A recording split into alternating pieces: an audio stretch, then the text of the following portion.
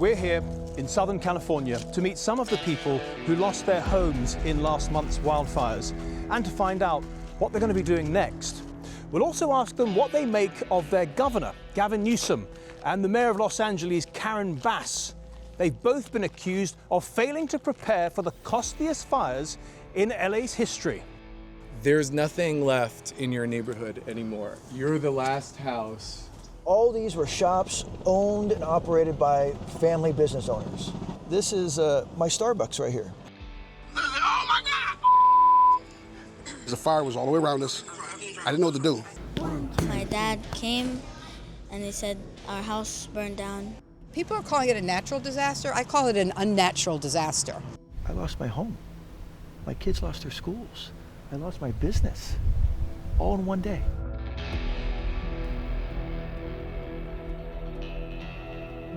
That breaking news, a fast-moving fire in Los Angeles County. Apocalyptic scenes, tens of thousands on the run. Karen Bass, the worst, most incompetent mayor in LA's history. Do you owe citizens an apology for being absent while their homes were burning?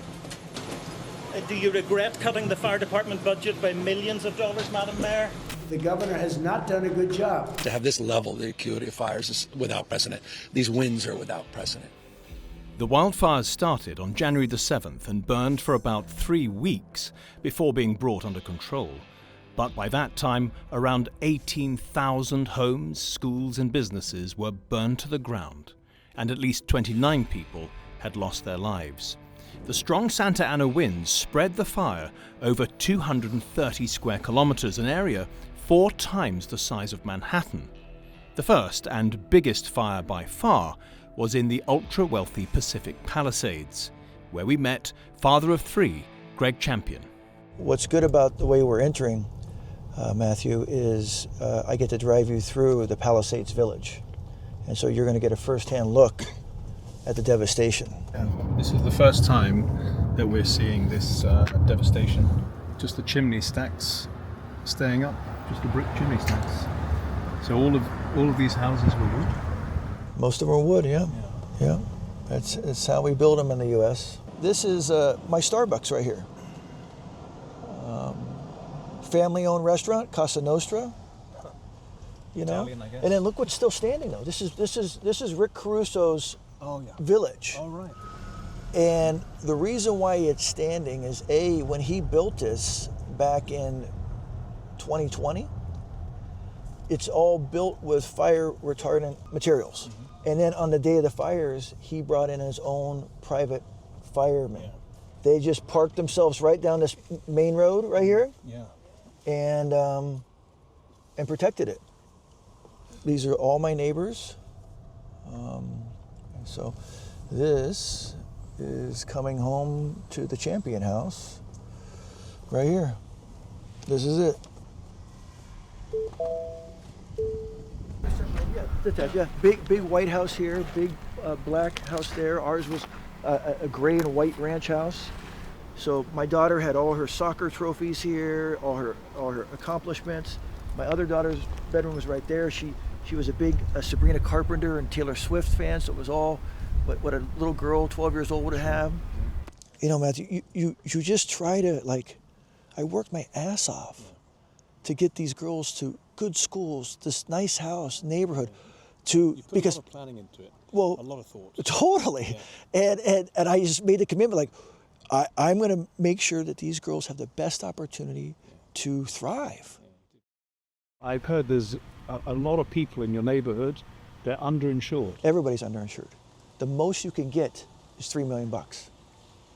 $3 million. And our house was exactly $3 million. Right. I don't think we're going to get $3 million.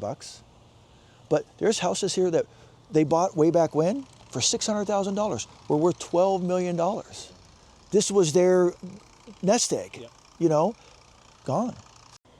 That's the start of the fire. And I even have it time-stamped. Okay, so it's 10:57, January 7th. So here we go, more, and then this is what I'm talking about. See how it's going over the car? It's moving over to the other hill, okay? And then this is the house that you're about to go see where the business is at. This flame right here is what started it. See, the flame came over, and then look, here's the house you're gonna see in 10 minutes burned down. right here. Now we're heading to your business. Yes, yeah. What is your business, Greg? So what I do, Matthew, is I am a partner and an owner in a company called Startup Recovery. And what we do is recovery treatment for people that are executives, professionals, artists, athletes. So a higher tier of client. A little further on, we arrive at Gregg's business. He used to bring his wealthy clients here to get over their addictions. That's the house that just burned down. Here's the red markings right here. You can see the fire lane. It was the crown jewel of the hill. There it sits at the top with that beautiful Pacific Ocean. You can see beautiful atmosphere to get sober. Pool, community. Matthew, the reason why this is so stressful, painful, is because I lost my home. My kids lost their schools.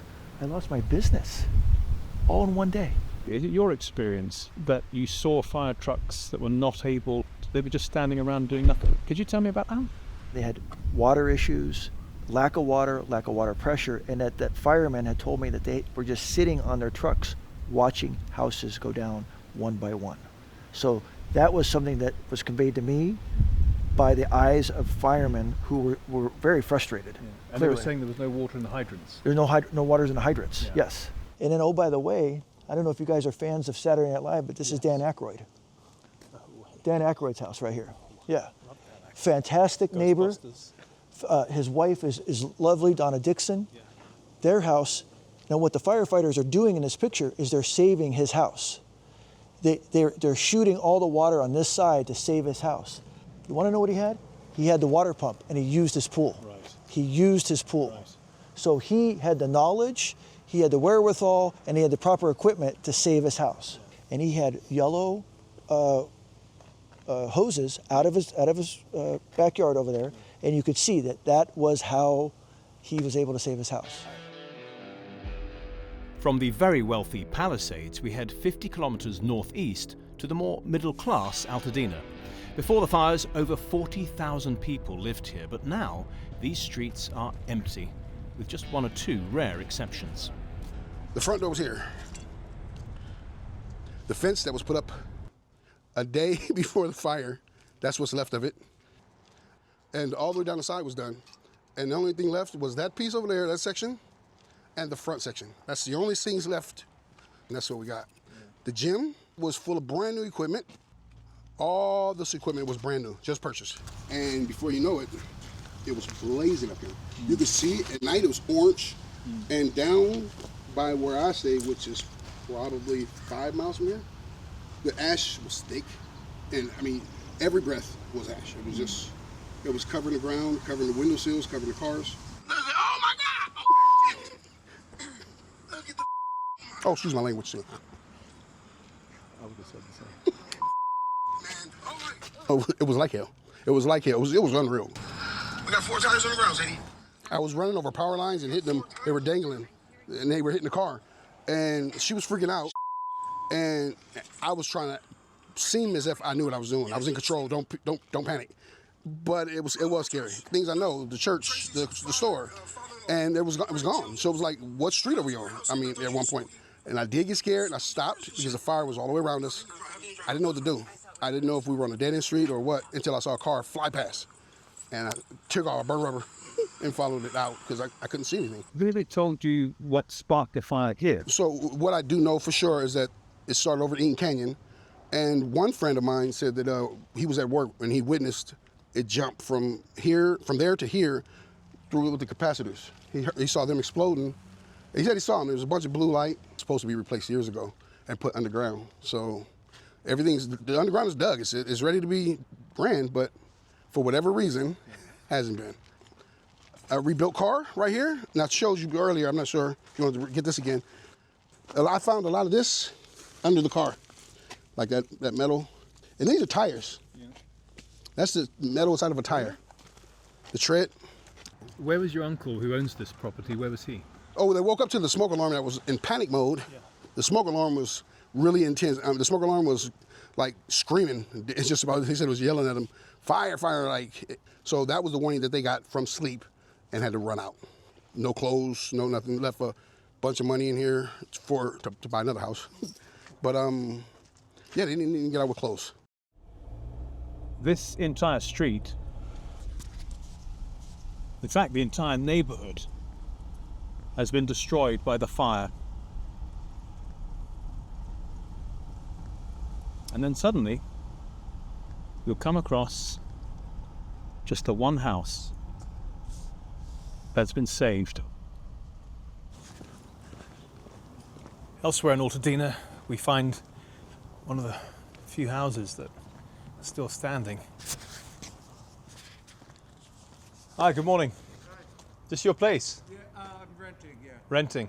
It doesn't make sense, Phil. Why is your property why was it spared? Yeah. So it was just a culmination of the night before the fires was these Santa Ana winds, 70-mile-per-hour winds. Once the fire started, sparks started to really get thrown all the way around. So it was sort of this jumping fire from when I've been hearing it being called. And it doesn't, I was just talking to my neighbor behind me, and this back garage between the two of our houses burned down. So it is just this kind of crazy, I don't want to say luck of the draw, but almost nonsensical. And I had a friend come here, and he was at my house, and he said, dude, there's nothing left in your neighborhood anymore. You're the last house. If you come back here, basically he got to my house when this was on fire, my back garage. And he was like, buddy, what do you need out of your house? I don't know if your house is going to make it. What about your neighbors? I mean, they must be in a terrible state. Have you spoken to any of them? I haven't spoken to any of my direct neighbors. They're all quite old. Yeah.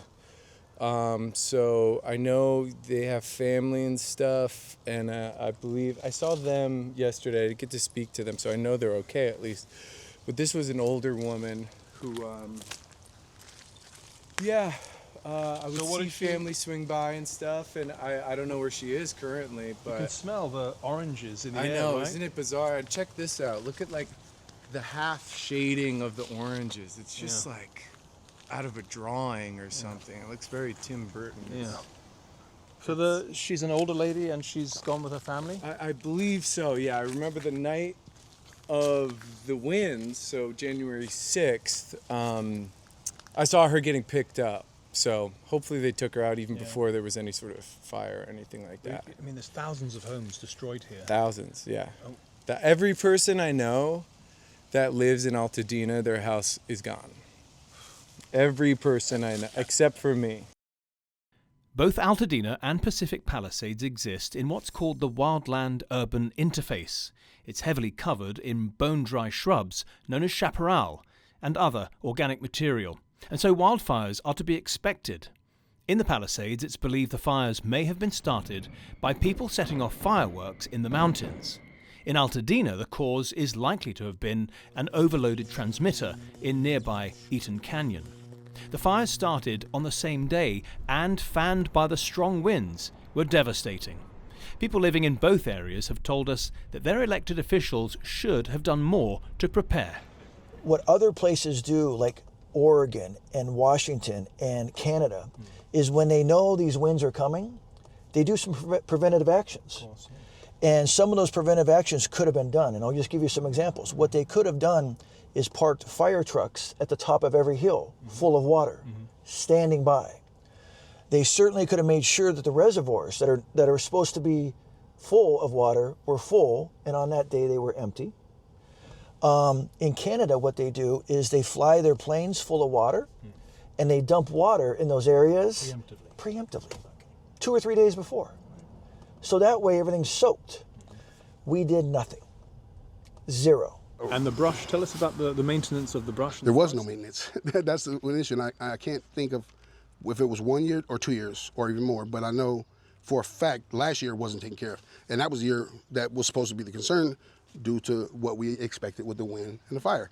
Wasn't like nobody knew. We knew, nothing was done. No maintenance whatsoever.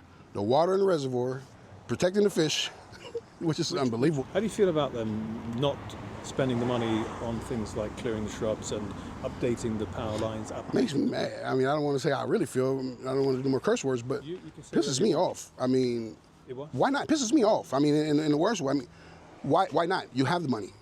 You have. It means that you can really give a about what happens over here with the people, because you don't live here. You know, the people with the money or who manage our money don't live here. They're not part of the community, which is, I guess, the way it was supposed to be. They live somewhere else. They never look back. They don't even drive through here.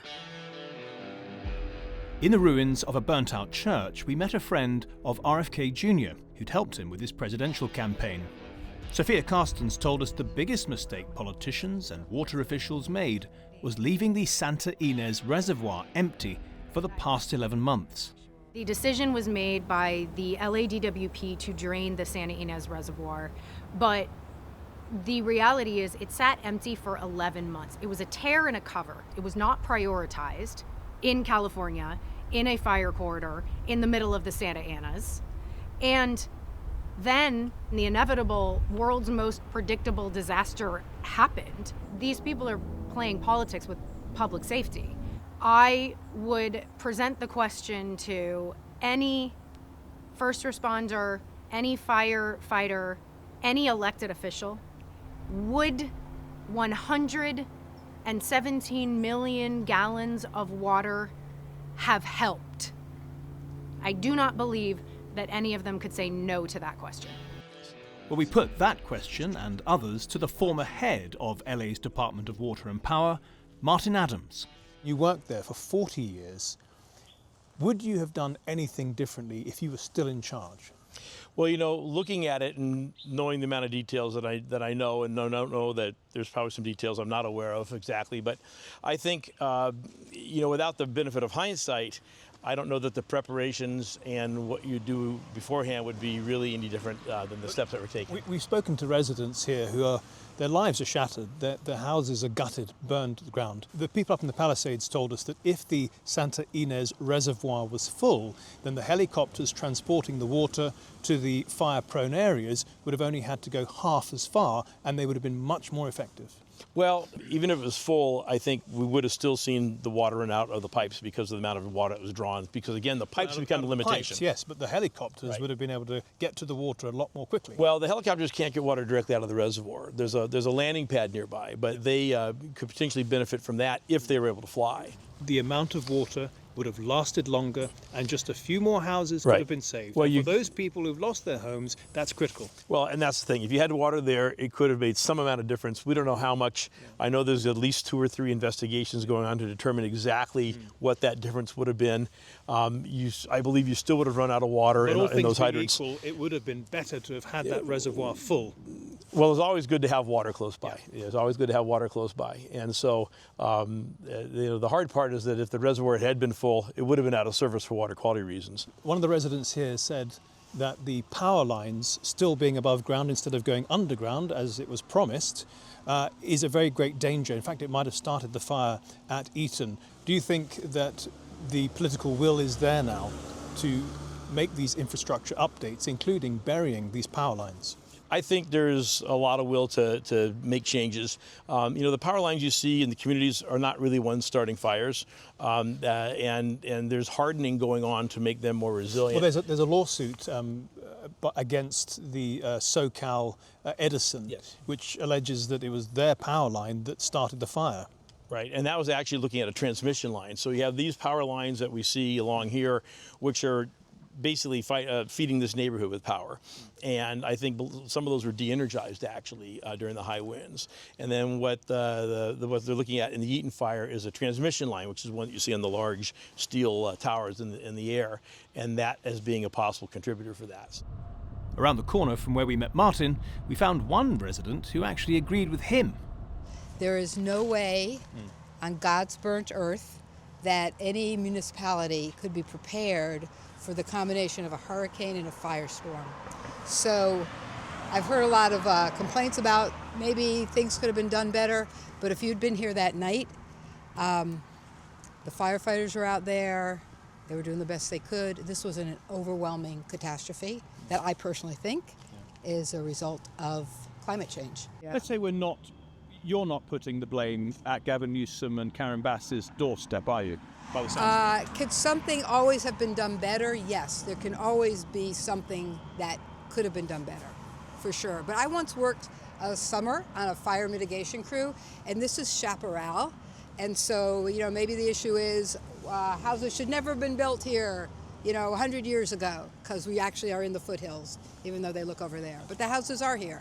But there's no way you're going to be able to clear all the chaparral in that area. I have seen online that there are people saying it's places like Altadena, your home, ought to be basically demolished, and then everyone should be moved out to somewhere safer. Can you believe that? I mean, would you go along with that? No, I would not go along with that, because this is like one of the few towns in all of Southern California where artists, musicians, people of modest means, at least before the fire, could afford to live and make their livelihood. I'm seeing these signs all over Altadena. Altadena is not for sale. Who is this a message for? I think it's for any developer who thinks, those people cannot afford to rebuild. I'm going to offer them $500,000, and then I'm going to build my 5-story condo. And a lot of people here in Altadena and in Pacific Palisades suspect that Governor Gavin Newsom wants to work hand in glove with those speculators and investors. It could be. I mean, he's a politician. You trust it? Need I say more?